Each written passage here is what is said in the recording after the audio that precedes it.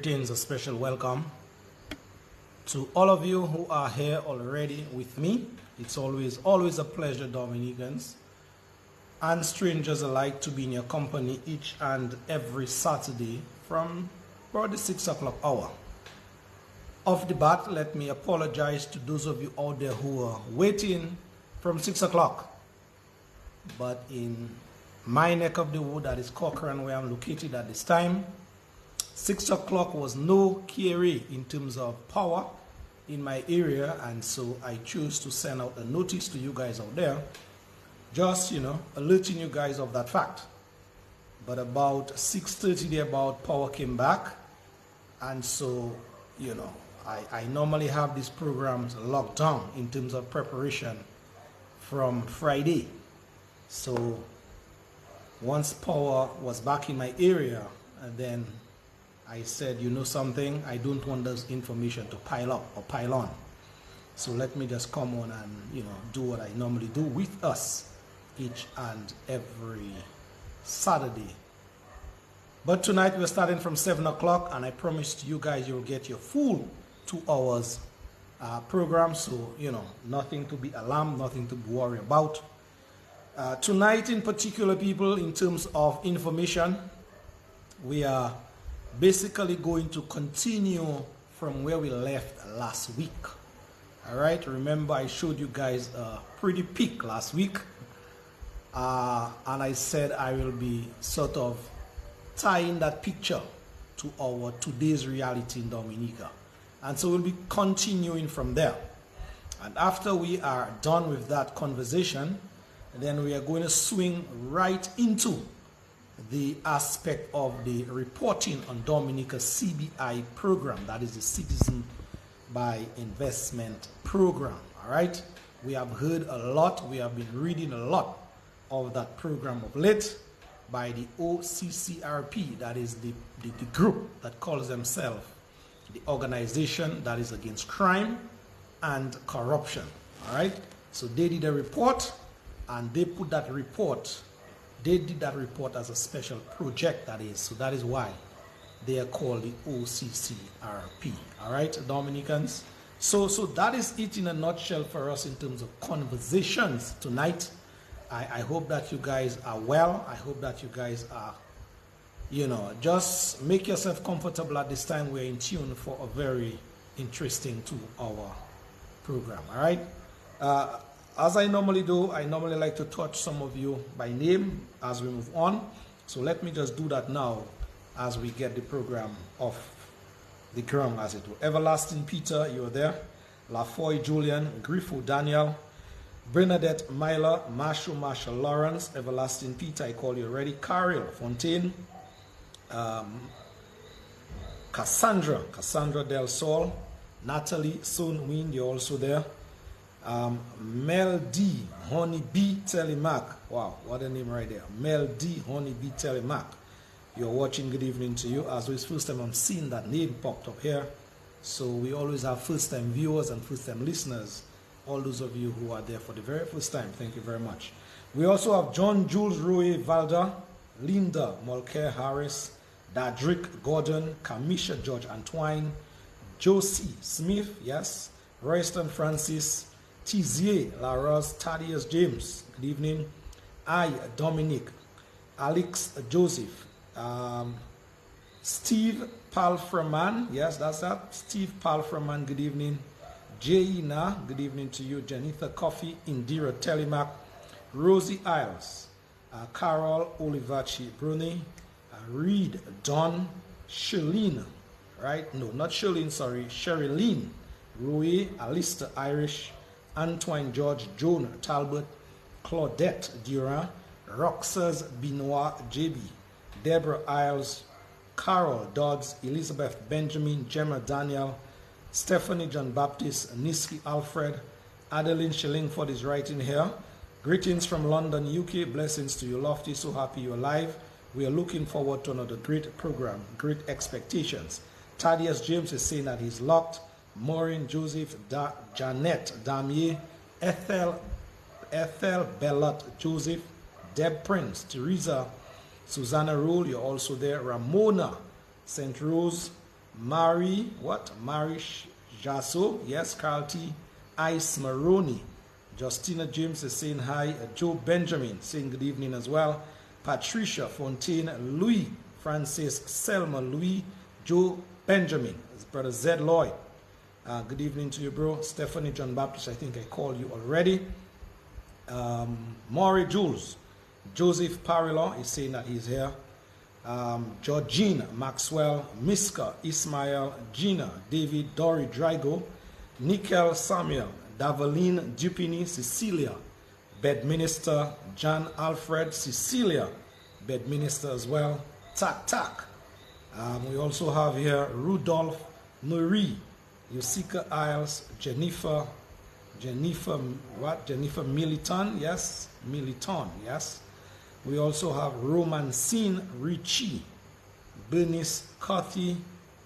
We also have Nickel Samuel, and the list here keeps growing, people. And so thank you very much. All right, Kingsley Joseph, St. Martin, you're locked in. Good evening as well. Danny Bertrand, just tuning in.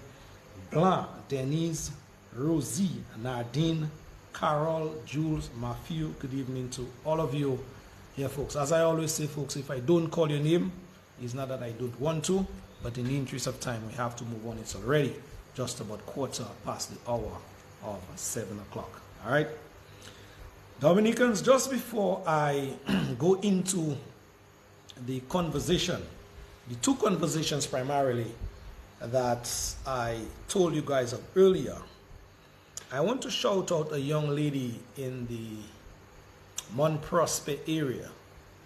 That is, what's her name? Miss Loda, I believe. Yes, Miss Loda. Earlier this week, Dominicans, I saw that young lady in action in terms of having some kind of a live engagement in her village. And I took note of her complaint.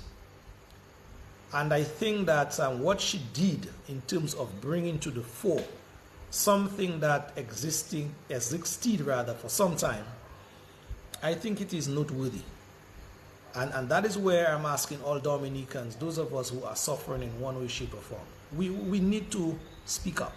We need to be able to be prepared to do something about our issues that are affecting us in this country. I know that young lady not very well, but I know her well enough. And she is not one that would just, have this outburst, as it were. But I think she could not take it again. And I'm specifically talking about this noise pollution that comes from neighbors sometimes in our neighborhoods. And this noise sometimes can be very, very annoying. Specifically, that young lady was really bringing to the fore in terms of some noise that normally emanates from, I want to say, quote unquote, church people, quote unquote, Christian people at this time. But folks, let's be real about the situation. It is not just because you say or you call yourself a Christian that your music, your worshiping songs, or whatever it is, your chants, whatever it is, you have to basically be disturbing your neighbor. That too is not Christian-like. And so those of you who are so vertically righteous, and you are not horizontally righteous, that too is something that you guys need to put in check. And so that is where I want to compliment that young lady highly, who basically, brought it to the fore. And I'm saying, Dominicans, we as Dominicans must learn to live with each other in peace and harmony to the best of our ability. But it cannot be you say that whatever your religion is, you are getting up in the wee hours of the morning, 4:30, 4 o'clock, 5 o'clock, and you are basically screaming hallelujah from the top of your voices and disturbing your neighbor or neighbors in the process, people. That is not Christian-like. And so I just thought that I would re-echo that young lady's sentiment as it pertains to what was plaguing her then. And I hope by that expose that she gave it earlier this week, Wednesday or Thursday that was, I hope at least these neighbors, these people who call themselves Christians, would find it within their heart to at least be a little more courteous, be a little more cognizant of other people in the area. I know we are in the Fed time now in terms of independence, and some persons use that now as a cover to just, make a lot of noise. But if this noise is for a specific time, you're in the general area, that can pass, that can fly. But to be constantly bombarding people with that sort of unnecessary noise. And so, Lindy, my friend, I want to thank you for bringing that to the fore, because that is a situation I know that exists in a number of communities around Dominica. And some persons don't have what it takes to bring it to the fore, bring it to the public, so that the public could get a better understanding of what they are going through in terms of their living setup with their neighbors. So she complained about, her neighbors in Cochrane. I forget their names right now. In some kind of church, whatever it is, organization. And these people literally make it their point of duty to get up every morning, rain, lightning, thunder. And I am saying, just make noise, shouting at the top of their voices. Hallelujah, hallelujah, hallelujah. I mean to say, it's like, come on. You have to be cognizant of your neighbor. There's supposed to be some empathy for people living around you. And that goes for noise pollution. That goes for smoke pollution. That goes for, anything that is not good, that will affect your neighbor in a negative way. The same Bible that some of these people read or supposed to be reading, it says there, you're supposed to love thy neighbor as thyself. And so for some persons, it may be taken literally, because some persons really don't like themselves. And so if you're asking somebody to like their neighbor as themselves, then that is where the neighbors might be some problems. But the principle holds. Some persons live in neighborhoods and they just burn stuff willy-nilly, affecting their neighbor, make useless noise willy-nilly, disturbing their neighbor. And Dominica people have rules and laws and regulations for these things to be corrected. But again, who are the implementers of those laws that are on the books? I call this young lady in question maybe this week after, I escapade, as it were, with her neighbors. And she told me the police did come and sort of, see what was going on. I think the neighbors called them, or however the police got the information. The police did come on the scene. And basically, the police told her, whoever showed up, told her that what she is complaining about, they can do nothing about it because there's no set law for noise pollution. I said to this young lady, are you talking the truth?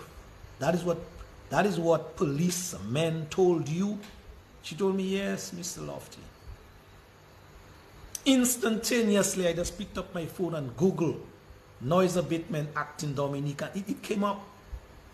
The whole act, I sent it to her so that she could read for herself. It is an offense, people, to do those kind of things.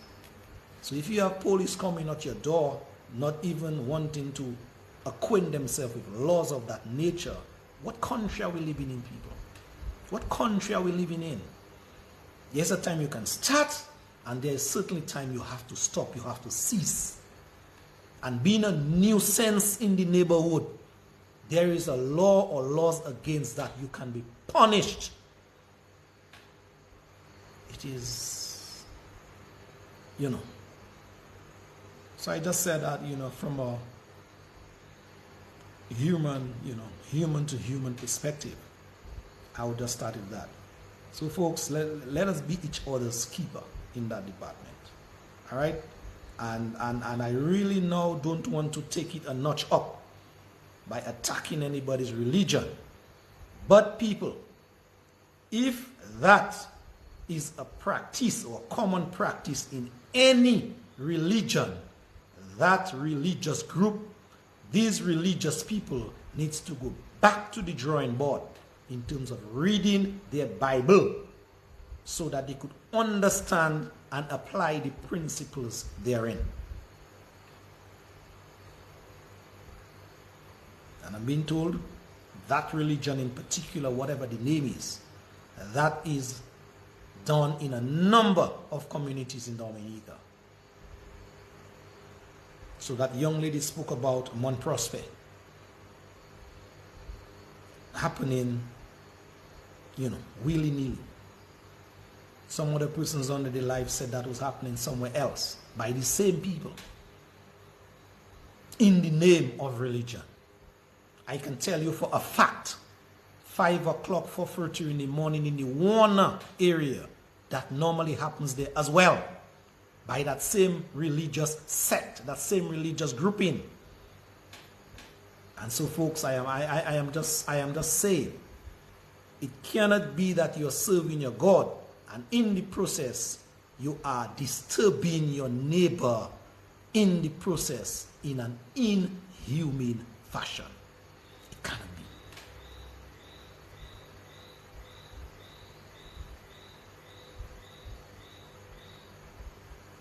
You're supposed to be able to praise your God, and nobody should hear. You're not supposed to disturb anybody.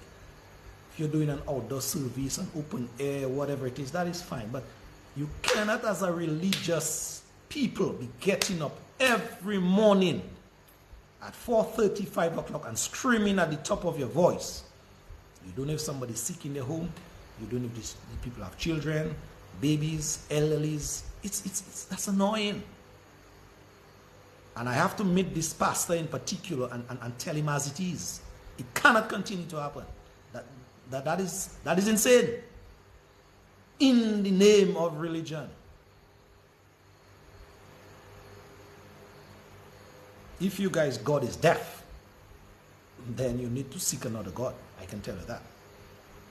Because the same God of Abraham, Isaac, and Jacob, he's supposed to be the same God that reigns today. And even if you go in your closet, he hears you. If you go in a public space, he's supposed to hear you as well. And so making that big show and this hullabaloo, that act in and out of itself is ungodly. And I rest here. All right, Dominicans.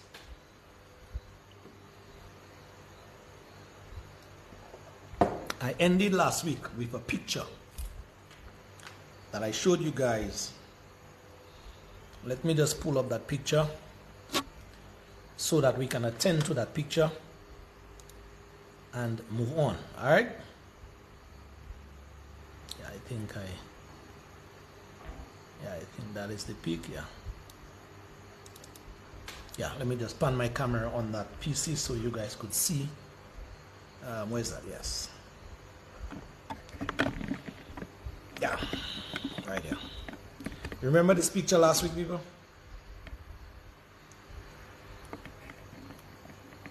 For those of you who were not there last week, basically, let me just go over the names so that you guys could get acquainted with the persons in the peak. You have at the very front, right here, Brother Ambrose George. You have on the side there, Brother Charles Savrin. At the back here, you have Brother Matthew Walters. Right here, watching away, Brother Blackmore. At the back here, Kelly Grano, Colin McIntyre, Lauren Banis Roberts, Roosevelt Skerritt, Vince Henderson, Ian Douglas, May his soul rest in peace. This brother, John Fabian, right here. Brother Peter Pepper Sejean. Urban Baron. Felix Gregoire. And Reginald Austri. All right? That, folks, is the peak that we ended on our program last week, right here. Now, again, for those of you who were not here, in terms of just a recapping, all the people that you're seeing with a red marker, as it were, on them, these are the people that basically came, served, however you want to describe their service to Dominica, that is left to you. Their records will show. But it is very, very interesting people from that bunch. And let me just track back a bit to remind us, people, that that picture was taken in 2005. All right? Yes, 2005. Okay? There was a marriage that happened in terms of a political marriage. That political marriage happened in 2000. And so I think last week when we were speaking, I think some persons, or maybe myself, got the information kind of twisted, and some persons did not understand properly. But a political marriage took place between the then Labour Party in 2000 and the then Freedom Party in that same year, 2000. They came together because none of the political parties back then got enough seats to form the government. Okay? The Labour Party back then got 10 seats. The Freedom Party got 2 seats. And the UWP, United Workers' Party, got 9 seats. Okay? And so it was there that this arrangement was made in 2000. Remember, in 2000, the big wig at the time was Rosie Douglas.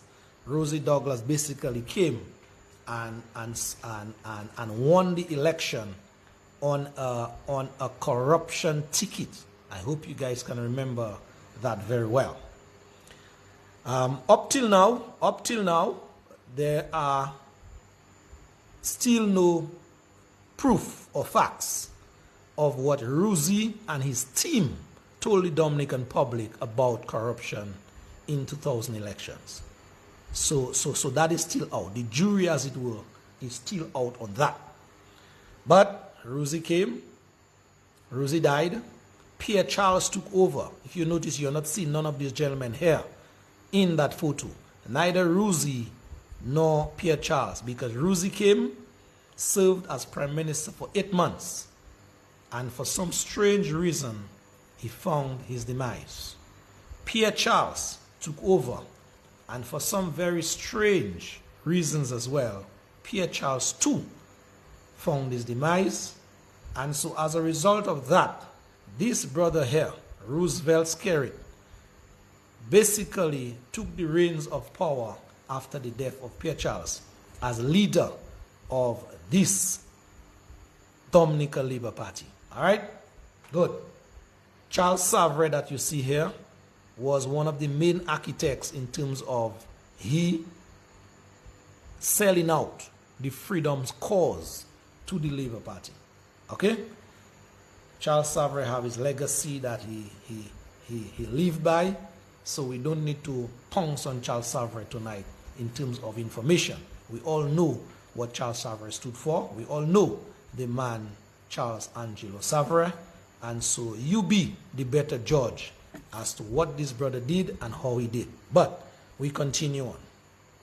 Now, folks, after the death of Pierre Charles, this brother here, Roosevelt Skerrit, there are stories, there are allegations swirling around that, again, I want to repeat, there were allegations swirling around that it was brother Osborne Riviere.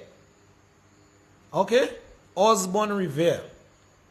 God bless his soul as well. He's long gone. That was supposed to be in terms of how I want to term it. in terms of the order in which things were supposed to go. Osborne Rivere was the most senior man after Pierre Charles. And so he was the one that was tipped to take over in terms of leadership of the party, the Dominican Labour Party that is, when Pierre Charles died. But allegations have it that this brother and couple others in there, I am hearing this brother name as well, Vince, and maybe Kelly Grano to a small extent, because I have a clipping of Kelly Grano saying some things that may give support to what I'm about to say. But these two characters, Skerrit and Vince, it is said, it is alleged out there that basically, just like how you have these coups in the African countries where leaders rise up with their might, with guns and bullets and weapons, and take over a country's leadership. It is said, it is alleged, these two brothers here had what many people are saying even today, that there was a coup to take over the reins of power from Osborne Rivere by this brother and this brother. And so that picture, people, a picture they said is always worth 1,000 words and more. And so that picture that you're seeing there today, taken all the way back in 2005, it still speaks volume as to exactly what was set and what is still going on today in terms of the leadership of the Labour Party, or what passes for the Labour Party. So, just to recap, people, all these people here with the red identifier marks on them, they are basically no more part and parcel of the integral run-ins of the Labour Party. Ambrose George is no more. Well, Matthew Walters is on his way. Well, he's out now and he's speaking. Reggie Ostry is on a limb, he's out. Brother, what's his name? Gregoire has been out for a little while. You know, they have just been feeding him some crumbs, as it were, for him to stay close to the master's table. Brother Urban Baron basically was kicked out, I'm being told, a very, very long time ago. This brother here, Peter Pepper Seja, you know, he came, did his thing, but he's no more. Lauren Barnish, you see right here, she crossed the floor as well from a United Workers Party ticket, joined that bandwagon, and today she's no more. She too was kicked out. And so all the folks that you're seeing here, people, except Vince and Skerrit, they are either gone or they are on the fringes of what passes for the Labour Party. And so it leaves us now to understand what have been said all along about these two gentlemen. Why is it that these two are like inseparable twins? Just why? Is Vince any brighter than Charles Savre? Is Skerrit any brighter than Ambrose George? Or anybody else? Why, people, are these two so well entrenched still in the Labour Party, people? Just why? Now, I want you to ponder. I want you to ponder on that. 2000 back then, there was this quote-unquote marriage. 2005, through some kind of political coup, there was this grabbing of power. You remember that meeting, people, where it is said, cheers were raised, voices were raised, fists were pumped in the air, and it was like a real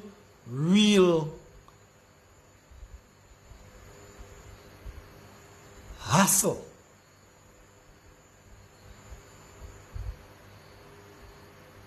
And these two were the main characters of all the agitation that went on in the Labour Party, people. Vince and Skerrit, it is said. And so it is no surprise to the people why Vince and Skerrit, they are the only two still standing as two pillars of the Labour Party when every other body have come and gone.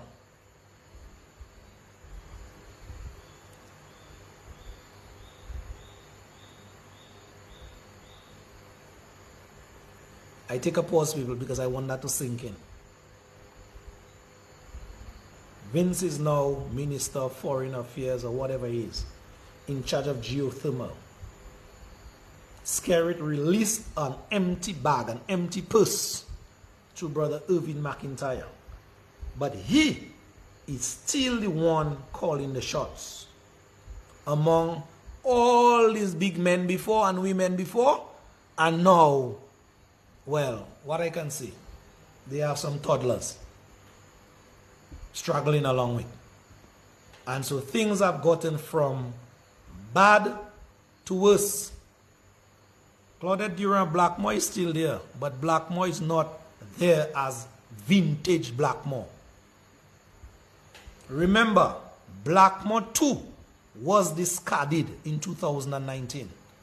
He was brought back because I am assuming Blackmore, being Blackmore, know jolly well where some of the dead bones are buried, politically speaking. And so, Blackmore, if you have been hearing what I'm hearing, is no pushover. And so he forced his way back in. But it is not that. Blackmore is one of the choicest, one of the choicest members of this clan. No way. You remember that word reset, Miss Dura? You remember that word reset? Think about that. So, everybody else could have been in the reset mode except Roosevelt and Vince. And Skerrit is so deceptive, I must say. He basically went up in Grand Bay where Vince was a reject in his St. Joseph constituency, where persons were not bothering Vince. But through his influence, knowing that Grand Bay people, it's like the Jean de Patat of Labour Party, he went up there, that is Roosevelt that is, and plugged Vince on the people in terms of being their representative. And Vince, so far, when you walk on the ground, have been a dismal failure. And so, come hell, high water, Roosevelt had to find a place to put Vince.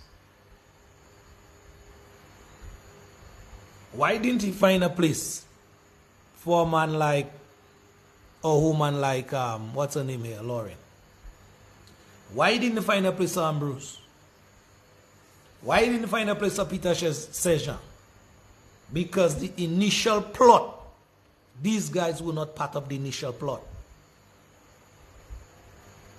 And so that is what I want you to get into your psyche tonight, people, so that you could better understand where your country is today. The plot started all the way back in 2000. The plot to destroy your country. The plot to continue to steal from the country. The plot to continue to bring the country to its knees started all the way back in 2000.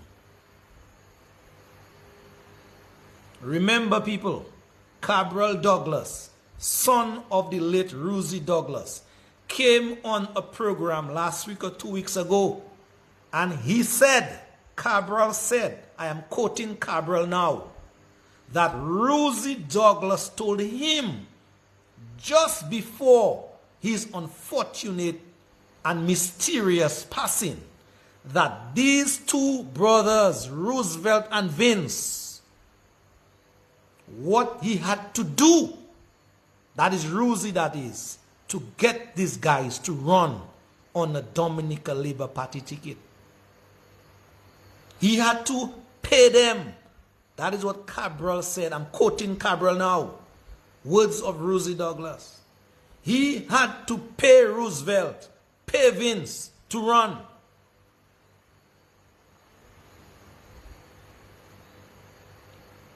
So any house, I keep saying, that starts on a rocky foundation,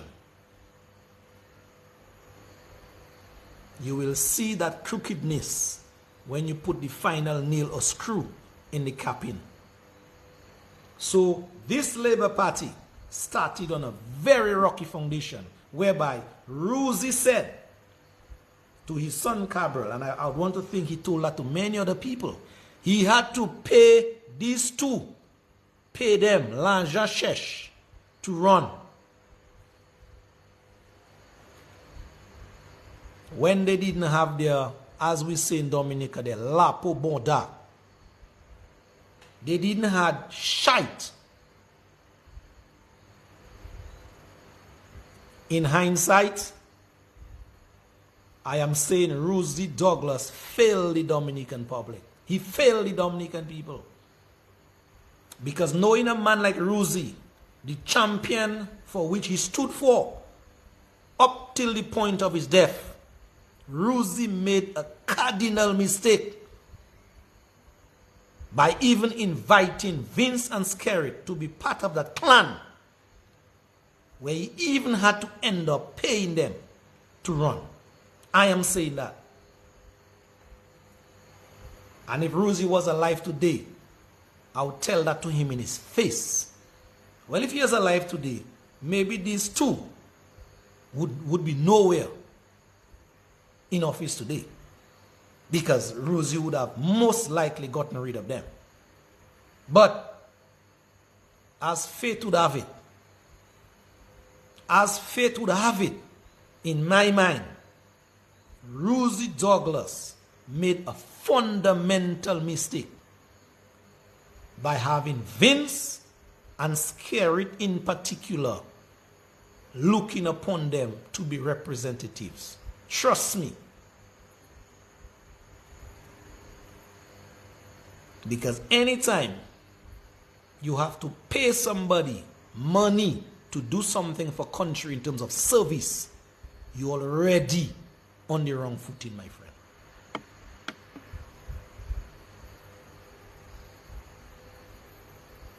Something is already drastically wrong. And so today, 23 years after, we are paying for the negligence on Rosie's part. Skerritt and Vince in particular, these two, these guys should have never, ever been part of anything political in Dominica.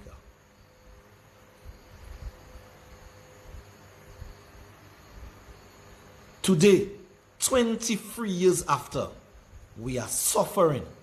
We are reaping the fruits, the rewards, that is, of a bad seed that was sown. Trust me.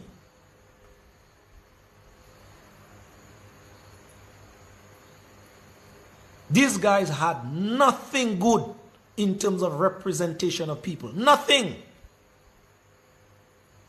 From day one, Roosevelt in particular, he displayed his hands. He showed his cards in his hand, where he was going, where he would bring that country.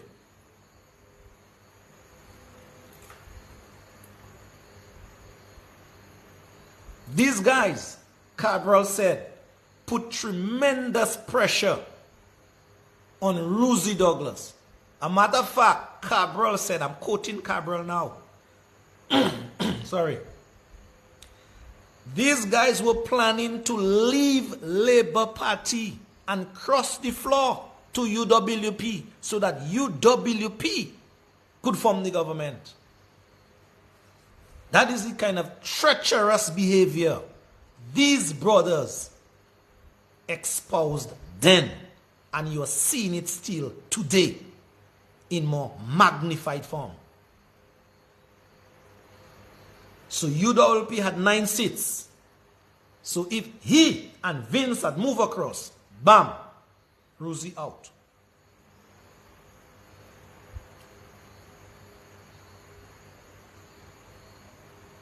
Rosie had to make some kind of accommodation with Freedom Party to form the government. And whilst he was doing that, alongside that, these two guys, it is said, it is alleged, were having discussions of undermining Rosie as a leader.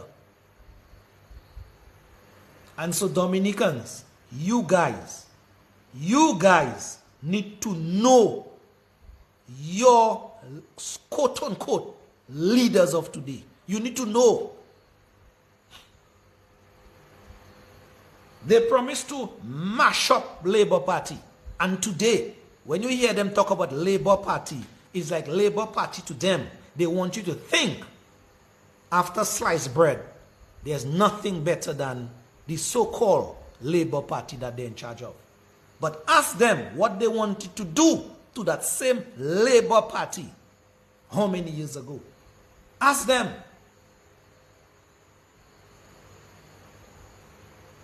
And it have people, fellas like, what's his name, Walters, Ambrose, they are still there, Ostry, all of them, they are still there. Before they die, they have to vomit some of them. They have to vomit. The political vomit, they have to. And say how these guys would treacherous then and still treacherous today. But the good Lord said, the good book says, you can't plant potato and reap corn. So there will come a day, and that day is already here. I am saying that these guys have to pay for what they did to Dominica and Dominicans. No two ways about it.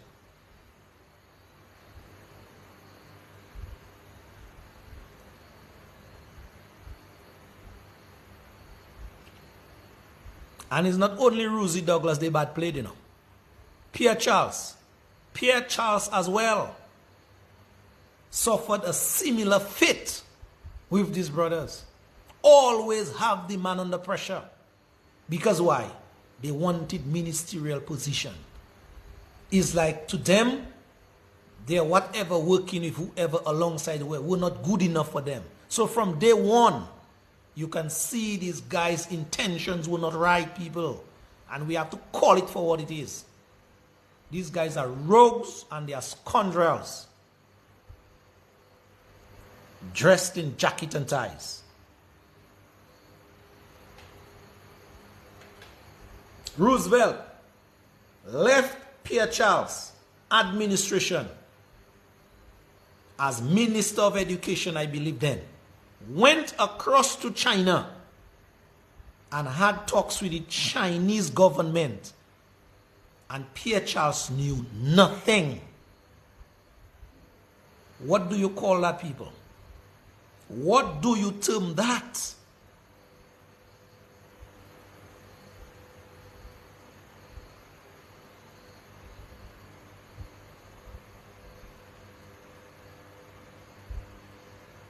So a lot of us sometimes we heard these things. We are still hearing these things, but it is not sinking in. It has not sunk down in our psyche to understand what has happened to Dominica as a country. How can you leave your leader telling him nothing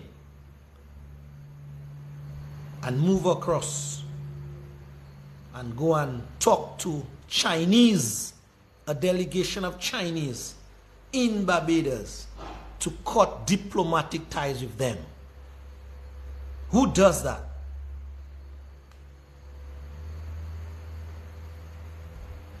And so the level of treachery, the level of deception, it rings true still today.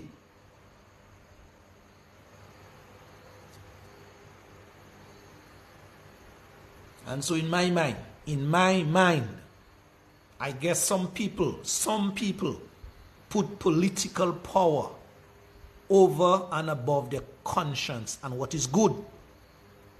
And so Ruzi went down that road. He did not want to suffer politically. So he swallowed the crap from these guys, the treachery from these guys, the backbiting from these guys, the backstabbing from these guys. He swallowed it and continued with the status quo, presenting them to the Dominican public like two peas in a pod, knowing fully well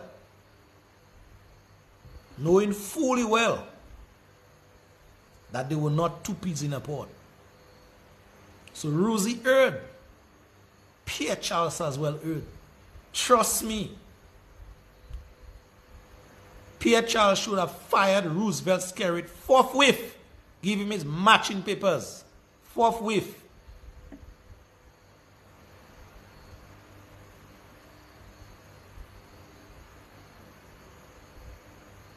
And maybe even contacted a lawyer then and charged him for treason. That's a treasonous act this brother did. And so when you hear Roosevelt and Vince in particular talking today about who is treasonous and who is this and who is that over Dominica or against Dominica, they know fully well where they're coming from, because they started that ball, that treason ball. They started it.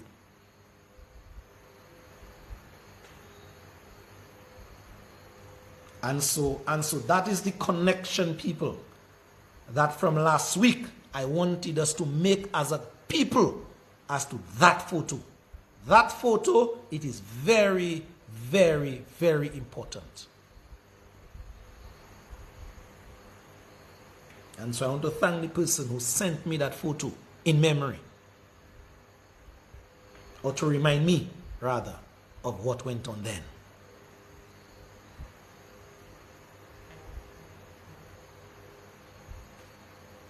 Dominicans, it is 5 minutes to 7 o'clock.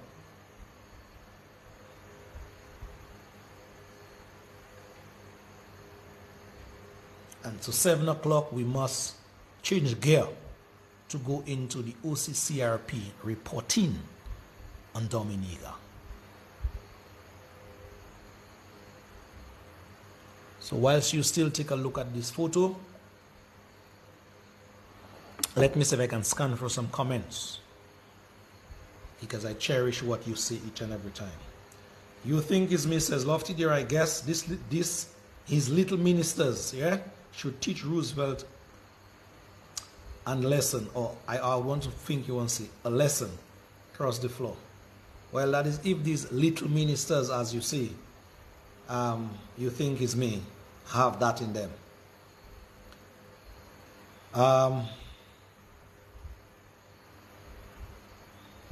Lynthia Packet says time will tell. John is replying to somebody, I think Carol is saying, that is why it was easy to flow Lauren Bannis under the bus. Treacherous men. You see people, everything that happens have a connection. The good book tells us there's nothing new under the sun. So when these guys could have spat out Lauren and lied on the lady and said she single-handedly signed us as a country, diplomatically that is, with Syria, these guys, they knew exactly what they were doing, and so that is their MO. That is how they operate. So Lauren was the sacrificial lamb in that department when the fire got too hot. You know the amount of Syrians today who have our passports in their possession? But it's luring. It's luring. They want to say that single-handedly, that is, tied Dominica to Syria.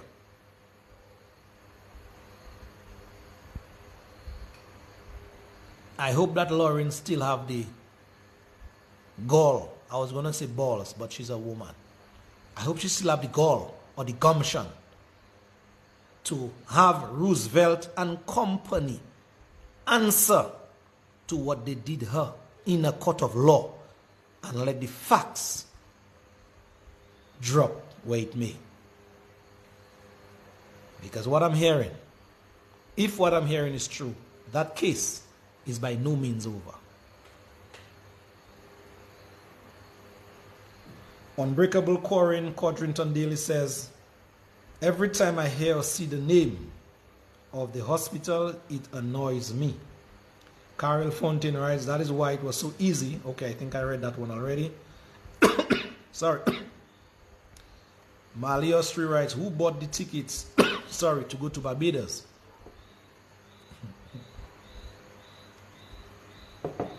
Mali, a ticket to go to Barbados is nothing much when you're dealing with corrupt people.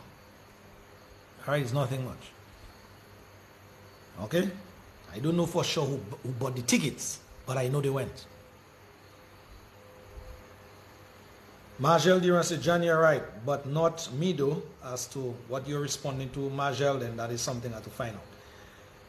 Tuao Williams says, wouldn't this be termed as political espionage? Well, Tuao, it is more than that. That is treasonous. What these guys did. And for some reason, Dominicans always tend to give these guys a buy or just a slap on the wrist. But it is espionage. You're right. Selling out your country for pot of stew to China. Today, Chinese have basically invaded Dominica again because of Roosevelt intervention. And so we wait to see the outcome of us as a country. But I can tell you, Chinese people, they operate like Wudans. For those of you who are in the pest business, I operated there for some time, so I know exactly what I'm talking about. When your house is infested with Wudans or termites, trust me, it is very difficult to get rid of. If you catch it early, you stand a chance. But once it is infested, voila, that's it. You may have a house standing, but 10 miles per hour wind will throw it down to the ground. And that's what Dominica is today, where the Chinese now is concerned as a nation. Chinese people, I tell all you, when these people plan, they don't plan for 5 and 10 years, like these greedy leaders in the Caribbean. No, they plan when they sit and plan as the Red Party. They plan for 100 years. A 100-year plan. And they set the things in motion to execute 100 years to come. And so let Dominicans sit tight and think in Chinese building airport for us. Let Dominicans sit tight and think in Chinese building hospital for us. Let Dominicans sit tight and think in Chinese building roads for us free of charge. We will know what coming in our backside just now.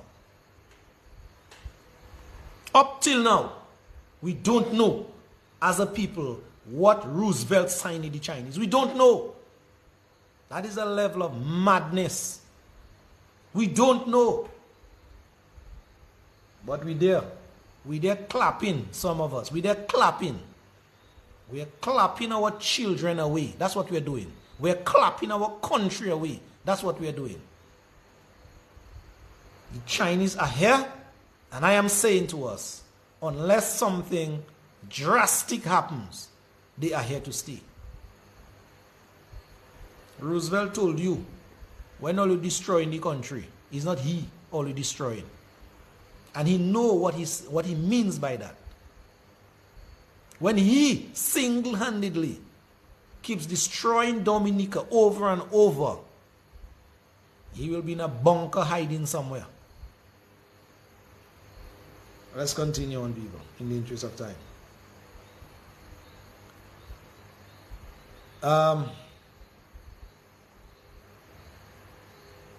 Let me see. Mikhail Gabriel says, all that interesting, but only action will deal with these people. That place should be blocked, locked down. How can people participate in this nonsense? Every civil servant in that place should stop working. And I agree with you 100%, Gabriel. Lafoy Julian writes, I for one don't give a shit about Lauren. Well, that is your perspective on things, Lafoy. Marceline Edwards says security is now a security threat to the world. And you're so right on that, Marceline.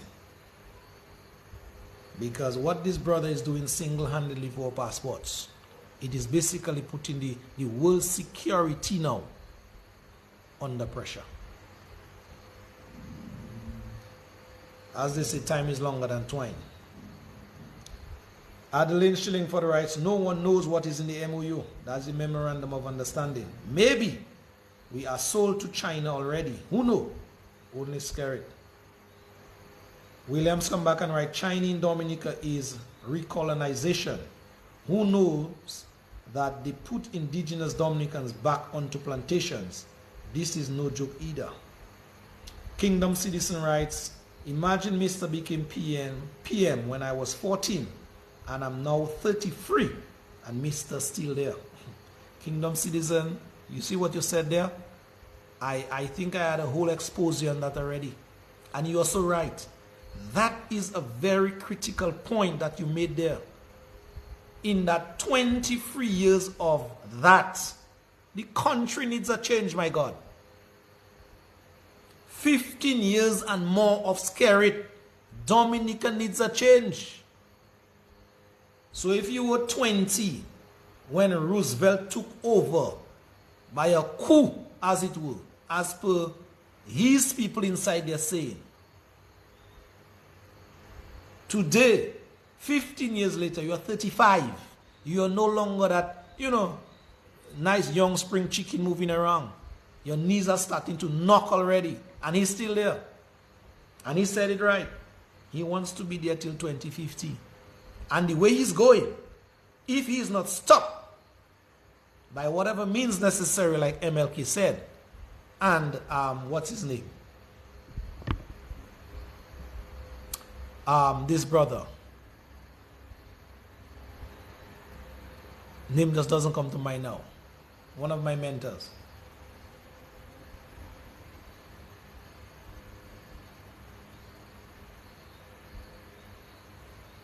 Malcolm X. That's the name I'm looking for. Malcolm X. Thanks, Drago. By any means necessary, then we are in for some problems. The country is in for some problems. Glenda Lavi Dubutna, I saw you celebrated something the other day. Happy belated birthday to you, my friend. Yeah? So that is that is what we are looking at. Quarter century, a party has not been doing good by us. And for some reason, Dominicans still they're laughing their lives away. When these guys, their pockets are lined, they are filthy rich on the backs of Dominicans. And Dominicans are getting poorer and poorer every day. This morning, I passed in the market, the market in Roseau, our main market. And when I went there, I told some of the vendors there, soon that market will be shut down. Because there's literally not that buzz like before. We are in the independent season, people. Where food and fruits and whatever it is, vegetables supposed to be bowling at its peak. Go in the market, see for yourself. And the marketplace supposed to be the quote unquote the mecca of where everybody converge. The marketplace gives you a snapshot as to what is happening across the country. And if the marketplace that I saw this morning, it tells me the rest of the country is at its knees. Compliments these guys you've seen in your photo.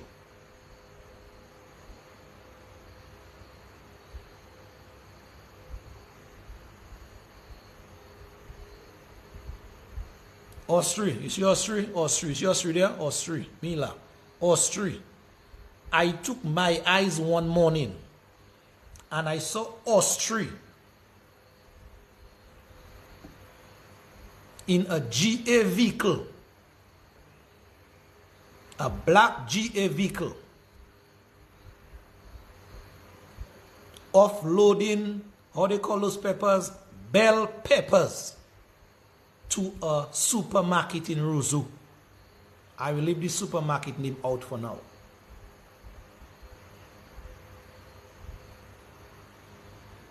So I don't know. I don't know if Austria brought the bell peppers on somebody's behalf, a constituent in his village. I don't know. So if that was what he did, that's fine.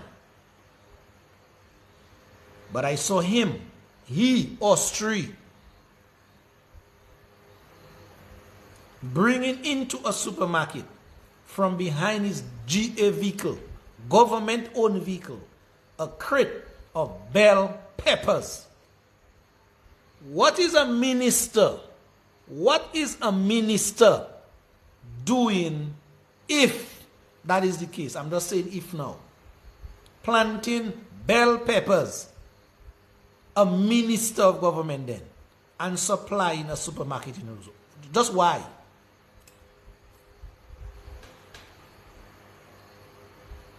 And folks, I don't say things that I cannot verify. I don't say things that I did not see. I don't say things that I don't know. I saw this man with my two cocos here, with my eyes, a Monday morning.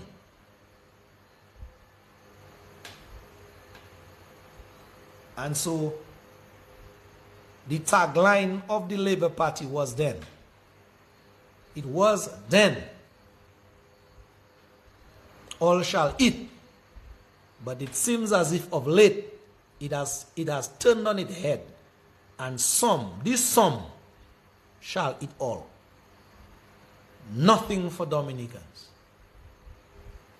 So even where persons at the lower ebb of life supposed to be benefiting or supposed to be producing, these guys, they are finding ways, innovative ways, to block the farmers, the fisher folks, the people in the livestock business, the contractors. Nothing for our contractors. And we continue to clap. We continue to clap. Dominicans, let's move on. Let me just see if I can take one or two more comments here. Mary Jo says, if Bakes and Accra was making money, they would be making it too. Mary Jo, you never know. Some of the restaurants around, they are on their names. They are on their names. Althea Renee writes, planting bell peppers and blocking the poor farmer. Gutter, greed and selfishness. You think it's me, right? You remember Rose was giving Carissa blows with the shoes. Martin John Baptist, there is one of the African countries that Chinese built an airport for, and today own and run that international airport because the African country could not repay. And we're talking about here, John Baptist, that is Zambia. Carol Fountain, right? These guys have taken over the wholesale market from the smaller farmers. Can you imagine ministers of government competing with local farmers? Griffo Daniel writes, Dominica is under spell, so some people can't make the difference between good and bad. John Coulson, in the land of the blind, the one-eyed man is king. And the list goes on and on, folks, in terms of your comments. But in the interest of time, we have to move on, people. Thank you for your comments. Dominicans, let's dovetail now to the reporting on the CBI program. And let me, as I have all of you here still, let me tell you guys, tomorrow on the Civic Vibes program from 6 o'clock, we were supposed to have 2 journalists who are part and parcel of that reporting, but unfortunately, one of them told me that they will be in the air tomorrow, flying to another country, and so he really and truly cannot be with us tomorrow in terms of letting us understand or allowing us to understand much better what is in that report and the implications for us as a people, as a country. But one will be with us. So we'll be engaging one of these journalists. I have sought them out. You know me, people. I dig real deep. And so I had to find one of them at the OCCRP and convince them we need to hear from them directly. So at least 2 of them confirmed, but one will not be making it tomorrow. That brother said next week looks like a better option. So let us hope all things will equal. He too will be on the program next week. Because folks, we need to get a better grasp. We need to get a better understanding of those writings. A lot of us, we see them coming and we just browse over them.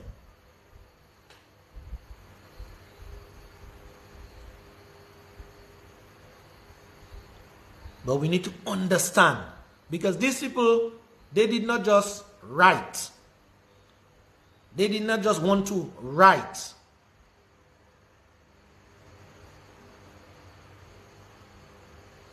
They had reasons to write.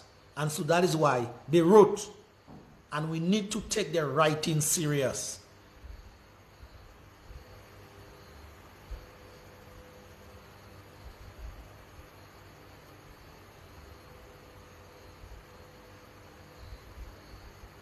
And so from tomorrow, we will be getting a good or better snapshot now as to why these writings, how these writings came about.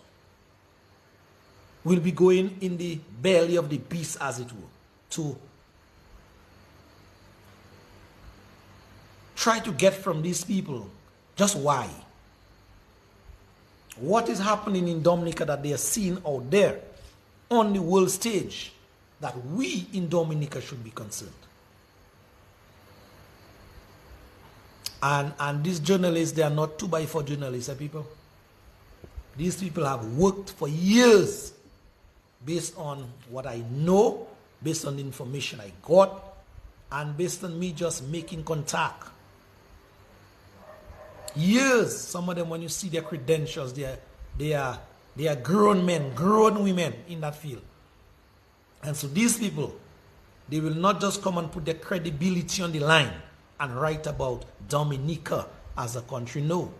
There is something happening that we need to know about. And that is why they chose to write about.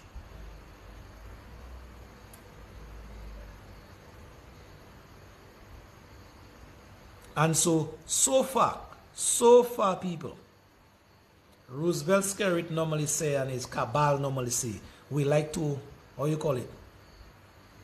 Just pan back that camera my way. We like to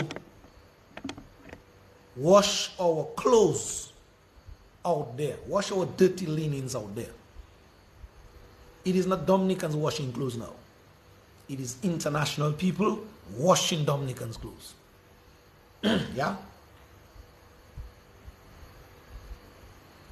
So far, the amount of press coverage these writings have gotten on Dominica, some of us in Dominica have not understood in terms of the reach of these people. Yeah? So when you see these things that come on your phone, that has been translated in a number of different languages. You can take that to the bank. And so don't think the French people don't know about it. Don't think the Spaniards don't know about it. Don't think the people who speak another language like you than you, the Chinese, don't know about it. They know. Because why? These writings have been translated in a number of different languages, I'm being told. So you cannot go now and not see those writings being in other languages. No. Being translated in other languages. No.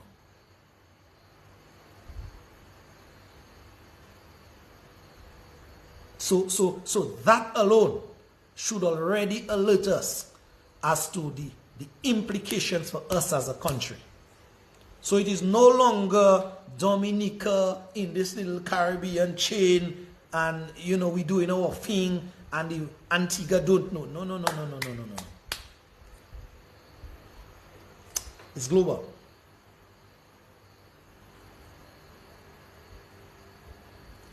Three years plus, based on what I have come to know by the people who are in the know, these writings have been in process. 3 years plus. So it is not Johnny come lately.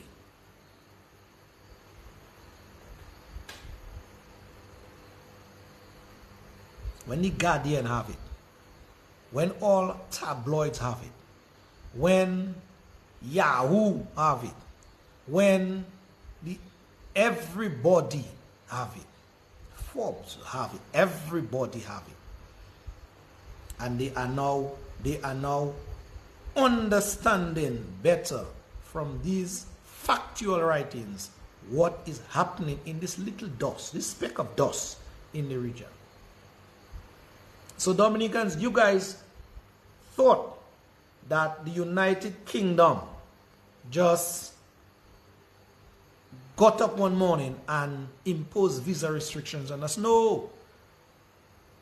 These were some of the writings and findings and facts these people were privy to. And there's more to come. 3 years plus. The people have been painstakingly gathering, assimilating, putting together, dissecting, cross-checking, verifying, calling. Talking about calling. Not calling, but calling. A number of calls were made to a number of people who in that program, one way, shape, or form.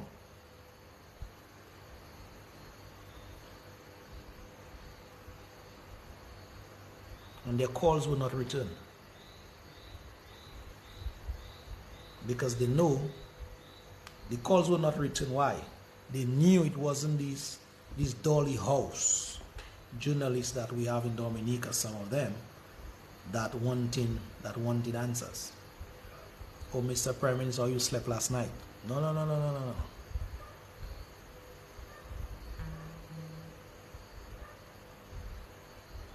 A number of calls were made to people in Dominica as to their take, their say, their input into the reporting, but they were not returned. And so when you see the report is quote-unquote one-sided, there's a reason for that. As a journalist, you only work with what you have once you did your best in trying to bring all sides on board, all sides of the story.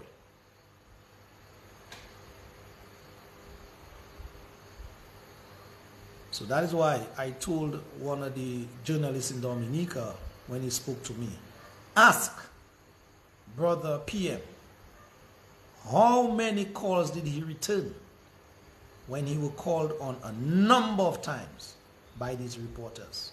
A number of different people tried making contact, and the calls just went dead. So 3 years plus people in the making that these writings were, being put together.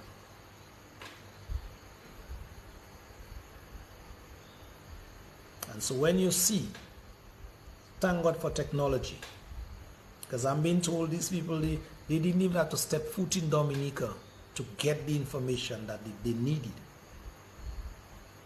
Thank God for technology, people. And you and I may not be able to be experts on the technology, but there are experts out there.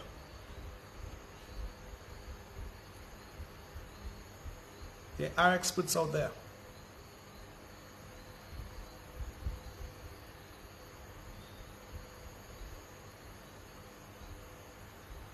And so when one of the journalists could stay in Azerbaijan and send me a photo of exactly where I am standing speaking to him, how marvelous is technology.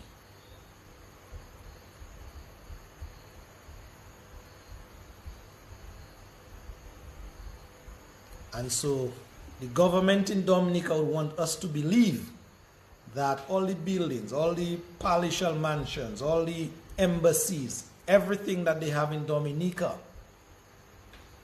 hide up. There's the stratosphere out there.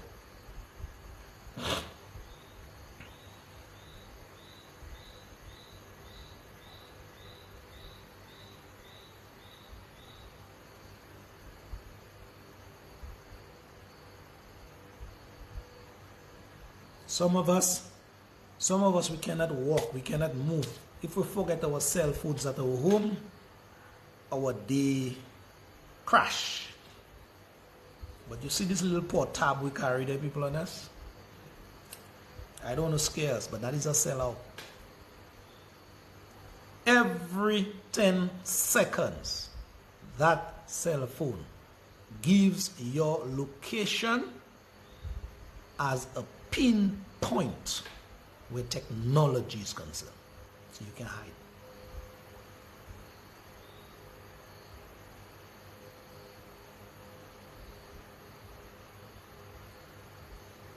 I want to repeat, every 10 seconds, these things, they gives out a beep. You may not hear the beep, but the towers and whatever pick them up. Yeah, they give out, they emit something, and so it everything is piled on. Just like how the boats on the water gives out their pinging, or the black boxes when plane crash, they gives out a ping. These things as well, they ping as well.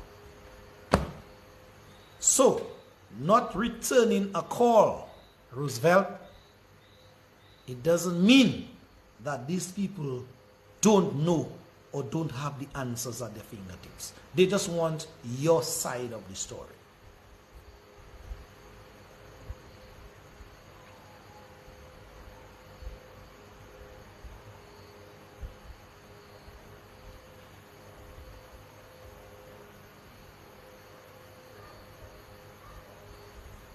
So Dominicans, apart from the global in nature bad press we have been getting, where every country now, every nationality now, every language that is spoken now know about our business in Dominica where the CBI program is concerned.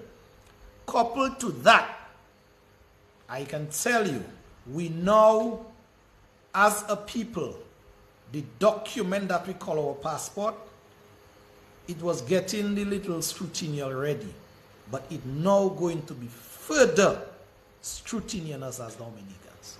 So those of you all over the globe, be prepared now to be pulled aside. You might be wondering why. it is because of your government doing. Be prepared for security officer or agent to tell you, stand up there, I'm coming in a while. Let us deal with the other set of people. And have you pulled in a room and ask you one, do whatever to verify what you are saying. To verify you got that document legitimately. Yeah. So folks, the hustle now as Dominicans in terms of traveling arrangement now, it is something that we have to cope with. And I'm telling you that from a position of fact. No two ways about it. So I guess what we as a people cannot do in our country in terms of bringing that regime to its knees by its bad or malpractices, then the people outside there that matter, they'll do it for us, or they'll do it on our behalf. Because trust me, people, it's going to be a very, very rocky road. Dominica has not been in the news for any good news. Maslin said it right. Dominica as a country, it is posing now as a threat, as a risk to the security architecture. Mr. Peter Vincent said that many years ago. Dominica is posing as a threat, a risk to the global architecture of the world security now. And that is the ramifications. That is the crunch. That's the brass tacks of what your government is doing.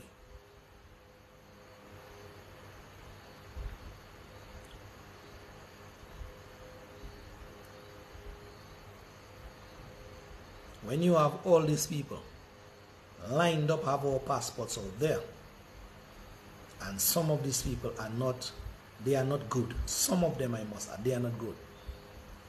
We have to wonder what is happening. When you have a brother in Afghanistan, have our passport that is known to be, I read,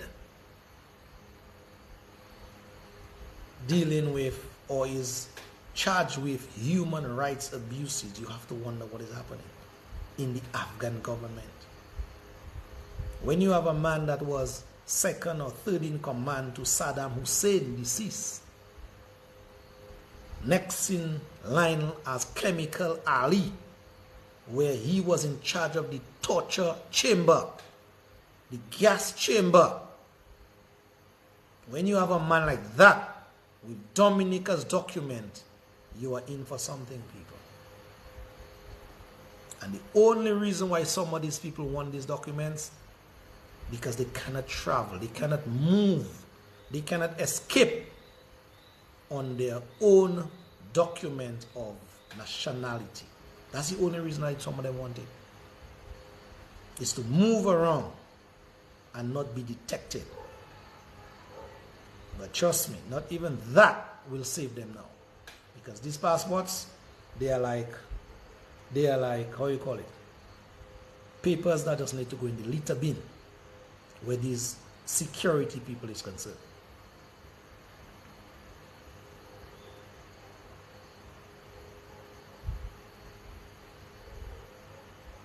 (7:30), we have half an hour. Coupled with that, coupled with these two situations that I gave people, there's a bigger part of the equation that some of us have not been taking notice of. It is the monies. The monies now. No, sorry. When I said 7:30, 8:30, because I started at 7. My bad. We end in half an hour's time. The monies that have been associated with these passports.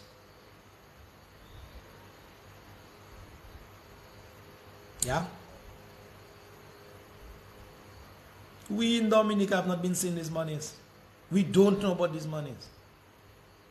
But these people, there's a media outlet called Follow the Money. They too They were part and parcel of that whole investigation. Follow the money. And so when they did whatever they did, the amount of money we're talking in Dominica is peanuts compared to what these guys are finding out. It's chalk and cheese as they call it. So we're selling our birthright. We're selling our document. And the monies to compensate not even coming in. They are somewhere out there.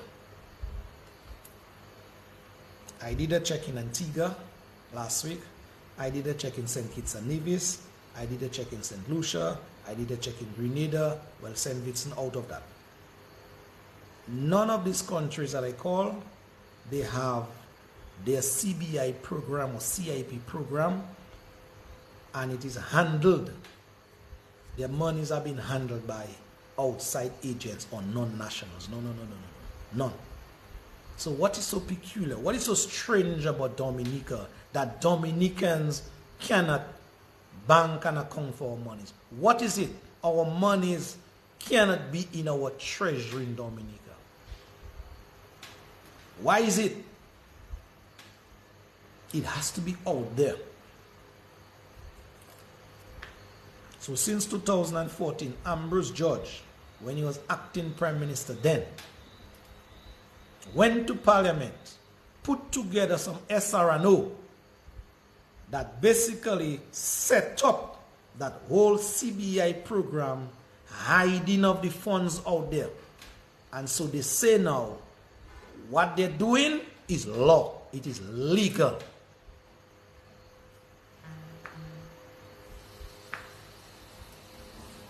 It's like you have somebody working in a shop for you. You work in, you put in your sweat, your toil, your whatever, in your shop. And when they sell, when they make profits, whatever it is, they put in it in an account now that you have no access to. That is what it boils down to. That is how the ordinary man should be understanding that. And so I don't think nobody that have a business brain will agree to that level of madness. Cannot, should not. Should not, never. So apart from the travel restrictions that will be posed on us, not just by the United Kingdom, other kingdoms, other countries are coming on board, especially after that exposure. So apart from that, apart from the bad press all over the globe that we have been getting, the little thing to cushion the blow, the monies, we still don't know where it is. So it's like a double, triple, whatever, quadruple impact. Yeah? That's how it is. That is how it is in Dominica, people. Toro Brady, what are we waiting for, my people? This is in the bag. No escaping for the wicked. Yeah?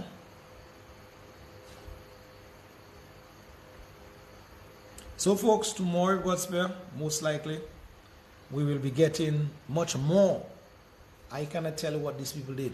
They know. They will become, at least one brother will be coming to speak to us tomorrow. Yeah? So please be in tune to that, and we'll have a real nice conversation. At least 45 minutes with him. Yeah? Now, having said all that, people, read that reporting and CBI and whatever it is. We now have to make the connection now so that Dominicans, the average, the barefoot man, can now understand what is it. What is in it for them. That is where that connection needs to be made. Because having these billions of dollars out there and white man and sellers and agents and passport, and some Dominicans care foot about that.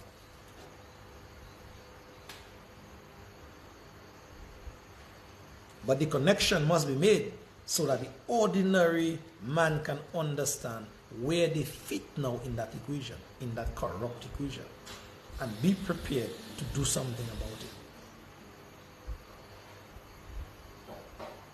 So the farmers should know how they as a farmer is adversely affected.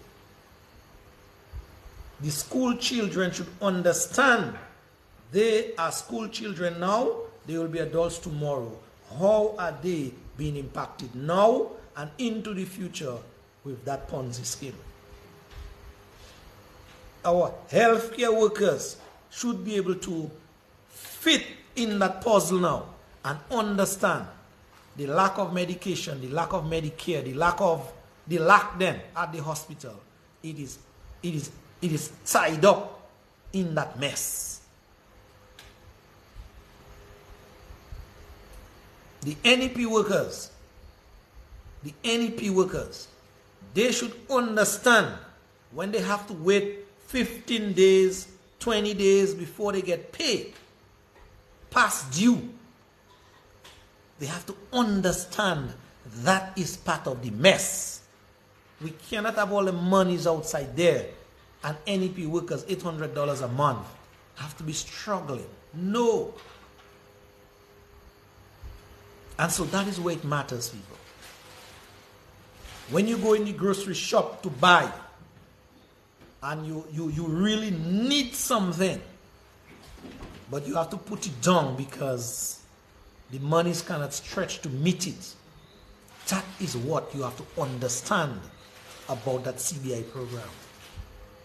We have to make the connection. So it's not just writing, it's not just reporting, it is how it impacts us now as a people. That is it. That is it.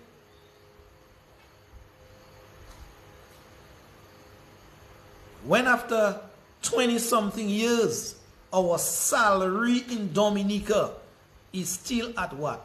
Scraps. Compared to others in the region. We are in the same regional space.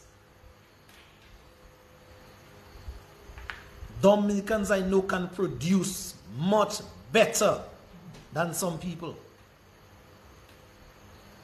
But we are at the bottom of the barrel where salary is concerned, where remuneration is concerned. And that is all tied back now to that whole Ponzi scheme. So why is it that St. Kitts, Kittitians can get from their CBI program and they are enjoying at least $9, $10 an hour? Because the program is working for them. It is doing something for them in the positive. Ours, we are still at the cradle level. Although they're at $9 and $10, they're still asking for more. Dominicans, we're at $4.50 or $4.05 or whatever it is since Nane Canal, and we are satisfied, some of us. That's how it is.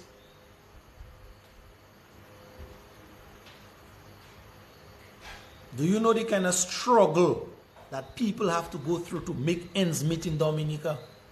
I really don't know people, how some people in Dominica are making it. Sometimes I really don't know. I'm telling you straight up.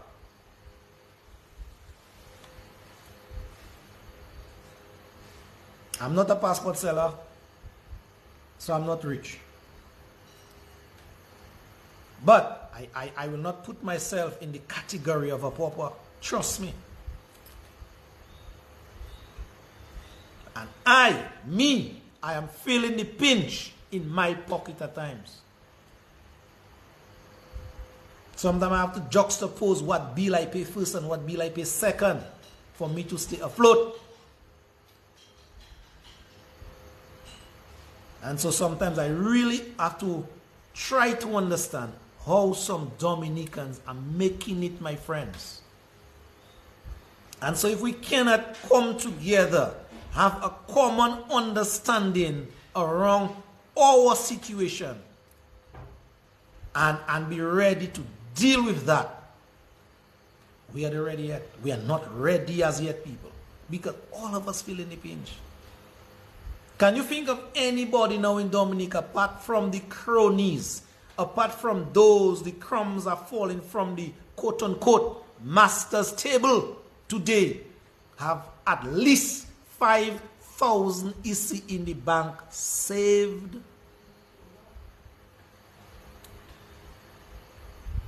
And that's reality, people. That is reality.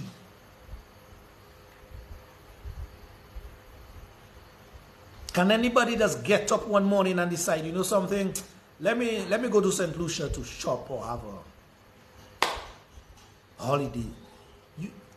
That calls for serious budgeting on some people's part in Dominica, and that is the majority of people. St. Lucia, 2 hours away on boat, 35-40 minutes flight. Some persons will die in this country and they will not be able to travel to go anywhere because the economic situation does not lend itself to that kind of a situation.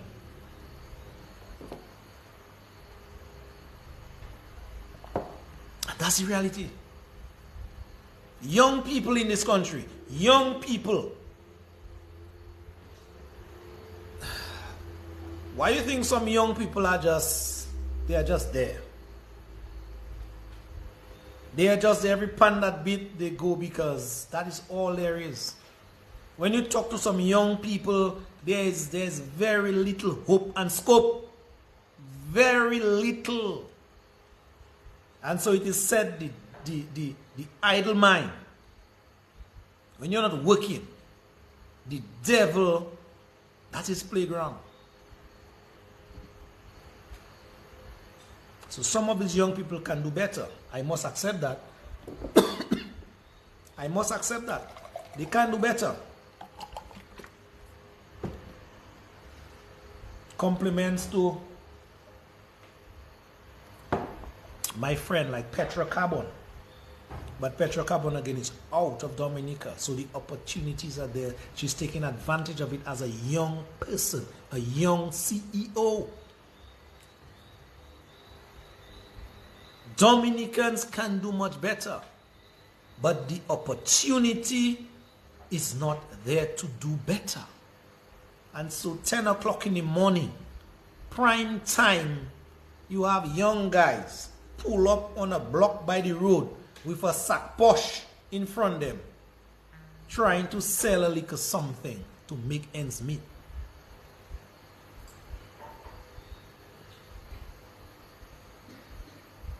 When these guys supposed to be working constructively, that is, to maintain a family or maintain themselves, they have to be hustling on the side of the road. And if they don't make it in the day, they will make it in the night. Because your home, your shop, your business, your whatever, you know, is vulnerable. That is what it is. And so that whole reporting on the CBI, that is how we have to let Dominicans understand these writings. So these writings are not in the abstract. We need to plug them into our everyday life to understand what these people are telling us. So when crime is on the rise, go back to the writings. When your hospital is just a building without care, go back to the writings. When your tourism industry is neither here nor there, persons just come and pay pittance to see waterfalls and hot and cold springs, and they go back to the CBI writings. When young people cannot change a ride or cannot do something,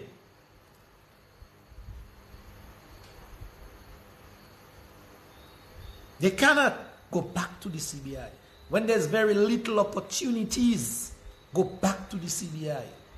And so for 25 years, a Labour Party has crippled this country.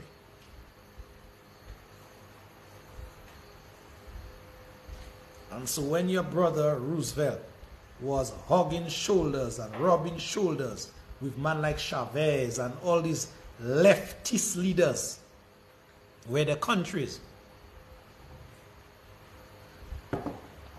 have been plummeted in terms of its economic situation. That is what we are facing in Dominica, people. That is what we are facing in Dominica. That is our reality. So when you see Venezuelans eating from garbage tins, garbage pans to survive, Dominicans, some of us, we are there already. That is what it is.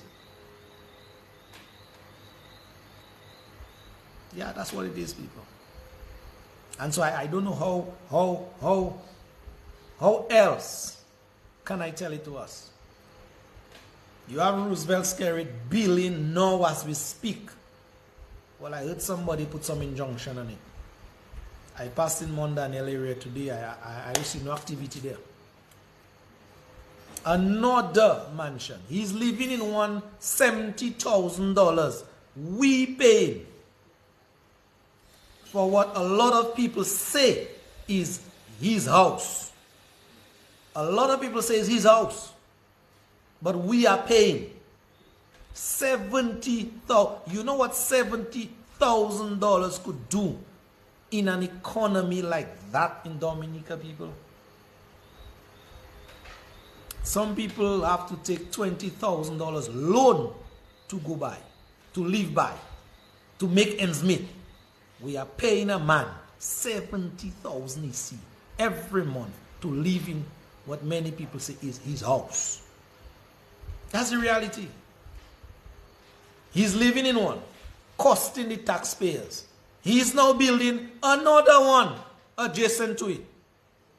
He has one in Vegas. He have land all over the place. You have Sagaso House. You have buildings under people, other people naming Roseau around the country.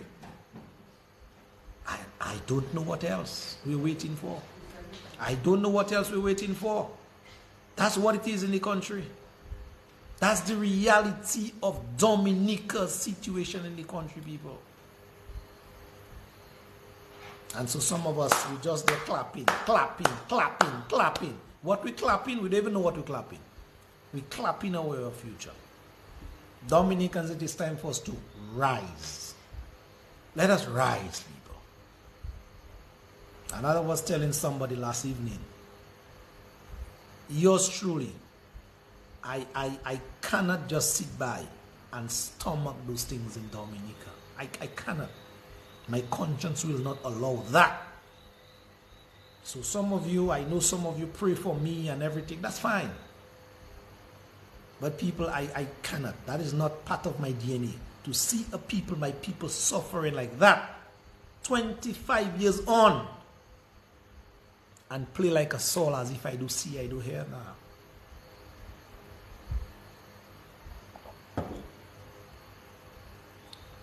We have like 8 more minutes, people, to go. So let me hear some of your thoughts. Because I always have thoughts running through my mind.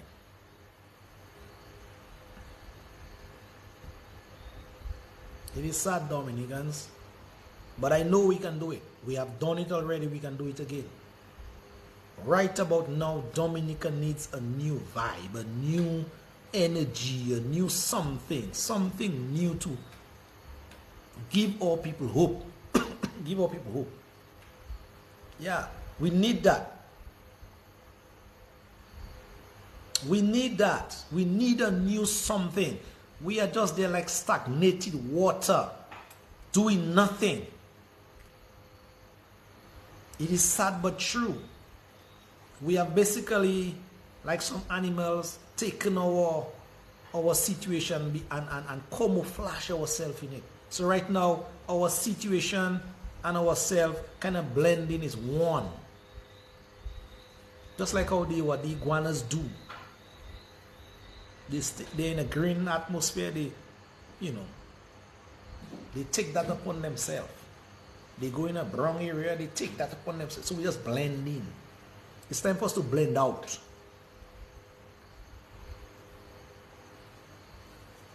That sort of iguana type kind of mentality, people. We can't continue. We cannot continue.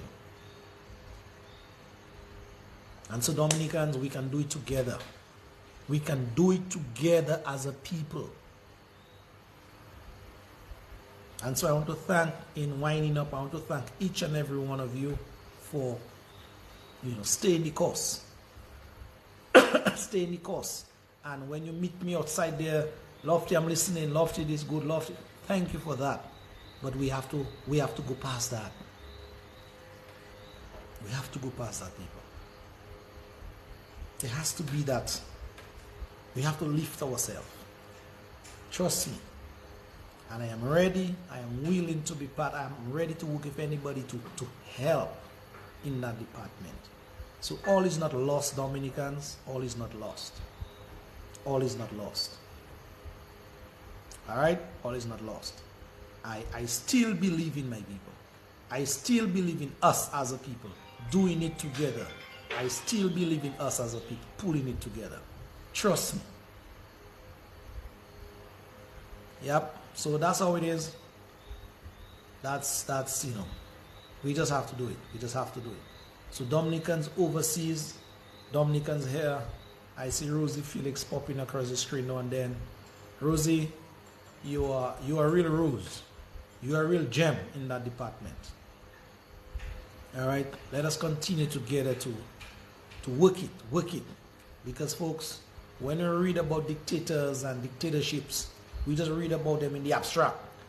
But we seeing that we haven't lived through it, then we did not know the struggle that these people had to go through to get rid of the dictator.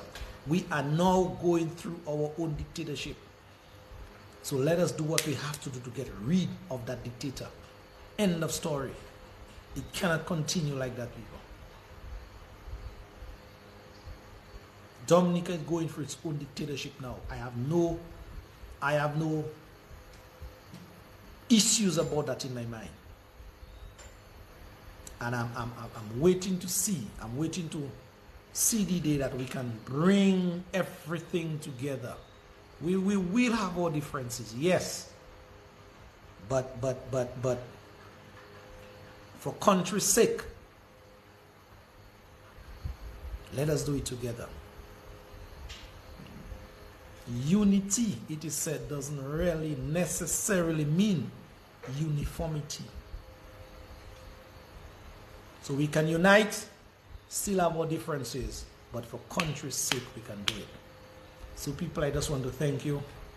We touched on this labor, freedom, marriage in 2000, that we are still reaping the bitter fruits of today. We also touched on the CBI writings, reporting so far. Just for those of you tuning in now, tomorrow, 6 o'clock, let's hope that Domlek is good by us tomorrow. We'll have power, and so we'll be hearing from one of the journalists who is part and parcel of those writings. He will be here with us talking, having a conversation, and we'll be going into a little deeper escapade with him. All right, just to understand certain things. Obviously, these guys are professionals, so they will not go down into the local politic or politicking of the country. But we just want to know from them why, the how, the where, the when, the 6 W's of journalism. We want to extract that from him tomorrow. All right, Dominicans. So thank you very much from me to you. Till we see tomorrow. Like always, I want to leave us in good spirits. So somebody need to tell me now a track that we need to hear, and yeah, we can bring down the curtains on things here. All right. One day invite Curtis Matthew. I'll try. I will boost knowledge. Try. Anybody? We heard that Exile 1 is no, not Exile 1. Gramax. from Grand Bay celebrating 50 years in the business. So Gramax, you guys have done good to Dominica. Thank you very much. We look for bigger and better things. All right.